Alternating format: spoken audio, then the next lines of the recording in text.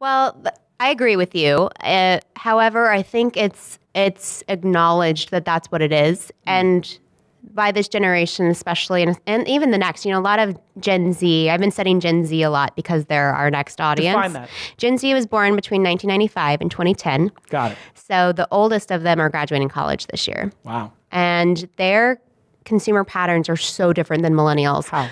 So Gen Z largely grew up with technology from day one, meaning like internet devices, laptops, even phones for some of them. But beyond that, they are the most resilient generation. They grew up through 9/11, through the recession. They've had bullying their whole life since they've been connected, online bullying. The mob. Yeah. And in fact, they're the most positive generation that exists, which is so interesting. How did they turn out to be positive? 70% of them, in a number, there were 30 different characteristic traits. 70% said they were positive. And beyond that, I do think that the long tail of Gen Z is something that I'm thinking about a lot. It has to do with customization, but also I think for businesses and investors, it's really important because this generation has, for instance, 58 sexual orientations they can choose from Facebook. I'm sorry. You said 5, 8, or 58? 58. Okay, because I know 5. Yeah. I knew 5, and now I could actually do 8. I think I could do 8. Because there's straight, trans, gay, queer, lesbian. Okay, and then there's non-binary. And then there's I don't want to select all these other. Yeah, there's all bisexual. These other things. There's words that I can't even pronounce. I think I'm up to 7. And I know Facebook now offers 58. Yeah, it's like their gender preferences, sexual orientations, okay, their ethnic background. No, this is on top of that too. So right. there's, Blaxican is a phrase that people use a lot now. Oh, yeah. As America has gotten more diverse, of course, so have all these following generations.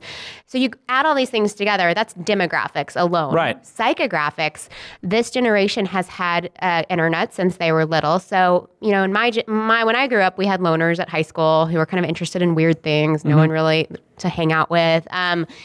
This generation has everyone, right? They can find, if they're interested in some really weird hobby that no one at their school is, they have a community online that's probably still interested in that. And so there's this long tail of interest, and anything that they've been interested in, they just research about on YouTube and they figure it out and learn more about it. So they're well-informed, their interests are diverse, they're diverse demographically, because of that, personalization, not just from what their preferences are in brands and products, but also how they're getting content sent to them is so important. And I'm looking at this okay, I'm a media company trying to build something. I'm pioneering something that all these TV networks and print companies are way behind on already. How are we going to reach this next generation when I need to probably make 1,000 different pieces of content of the same piece of content and target them and that in is different the core ways. Business of Brit & Co. It all starts with the content. Correct. Yeah. But content is considered the worst business you could go into. You're in a content business. Well, my hobbies are content businesses. Well, you have subscription content. That's true, but I never invest in content businesses. It's a little bit of only because I know it's so hard. So, but you have a secret weapon, I believe. You make this great content, but you don't need to monetize it off of advertising, do you? Correct. This is the hack, isn't it? This has been the strategy since the beginning. And that when I worked at YouTube, I watched these teenagers in their bedrooms getting millions and millions of views, spending not a lot of money to make content, whereas Kraft or some random brand would try to put up a video on YouTube, get no views.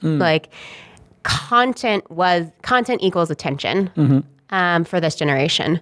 If you're going to reach this generation, you have to likely reach them digitally. If you're going to reach them digitally, you have to reach them through content. So now every brand has to be a media company. Right. So to be a media company first and to get that right and to understand content, how to reach people effectively, how to keep them engaged, coming back to you daily, that's all of your acquisition. That's your marketing. From there, you can convert them to whatever you want them to do, right? And for us, we always knew products and merchandising would be interesting. What we didn't expect was paid content would also be another revenue line. So this was something that came organically out of our users, and that they were looking at these cooking tutorials or crafting tutorials, and they're like, I actually just don't even know. I want to learn how to do calligraphy, but that sounds really freaky to me. I've Yeah. never learned that. I live in the middle of Nebraska. Where do I go? And so we started offering online courses. Yeah. And the competitors in the space are like, Udemy and Skillshare, which are very UGC oriented. User-generated content. They're There's platforms. platforms. So the quality will be variable. The voice will be variable. Correct. Pricing's all variable. We wanted to shoot, young women who were professionals in these categories who could, authentically affiliate and talk to our audience, where we shot them in our studios on colorful backdrops. We controlled the camera, the zooms, everything. We controlled the product experience. So there's a whole classroom experience. You can talk to the teacher and things like that. And it turns out that people are willing to pay for that stuff.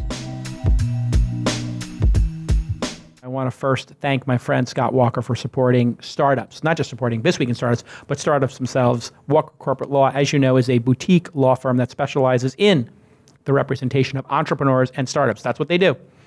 And they encourage fixed fees. What's that? They give you a fixed price. You know what you're going to pay to do your startup financing, to do your corporate formation, to do your trademarks, to do whatever you need to do, employee stock option plan, licensing, mergers, acquisitions, terms of service, privacy policies, all those things that are check boxes for your startup. They do with lawyers that have decades of experience, 10, 20 years. No junior associates getting on the job training, and they specialize in startups. That's why they're so good at it. That's why they can give you fixed fees, and they're really in it for the right reason. Scott Walker comes to all of our events. He's a real true mensch, and he spends a lot of time talking to founders, and you can call him directly right now, 415-979-9998. 415, that's San Francisco, 979-9998.